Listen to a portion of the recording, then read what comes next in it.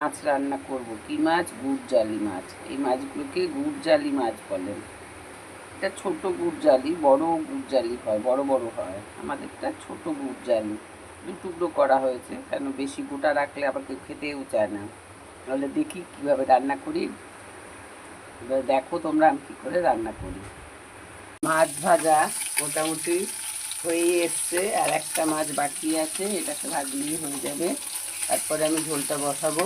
কড়াইয়ের মধ্যে তেল দিয়ে একটু নুন ছিটিয়ে দিয়ে তারপরে মাছগুলো আমি ভাজি, যাতে মাছটা না ভাঙে আর কড়াইতে না লেগে যায়।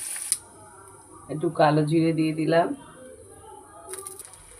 বন্ধুরা দেখো, এখানে পেঁয়াজ, আদা, রসুন, ধনে দিয়ে এটাকে কষিয়ে নিলাম। এটা দিয়ে একটু কষিয়ে নিলাম। এর মধ্যে এবারে জল দিয়ে মাছগুলোকে দিয়ে দেবো।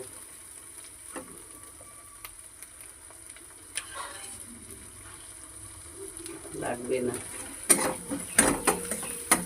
মশলাটা আমার কষানো হয়ে গেছে। এর মধ্যে এবার একটু গরম জল দিয়ে মাছগুলোকে দিয়ে দেবো। একটু নুন দিয়ে দিই, একটু বেশি নুন দেবো না, নুন বেশি হয়ে গেলে খাওয়া যাবে না। একটু নুন দিয়ে দিই, আর দেবো না। তাহলে এবার একটু জল দিয়ে দেবো। এটা কষানো হয়ে গেছে মশলাটা আমার।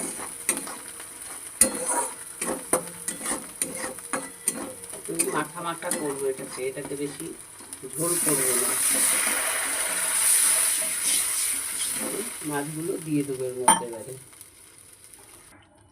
বন্ধুরা দেখো, আমি মাছ দিয়ে দিয়েছি। এবার একটু ঢাকা দিয়ে রাখবো, তারপরে একটু টেনে গেলে নামিয়ে দেবো। এটাকে একটু ঢাকা দিয়ে একটু কমিয়ে রেখে দেবো, তারপর টেনে গেলে নামিয়ে দেবো। একটু গরম মশলা দিয়ে দিই।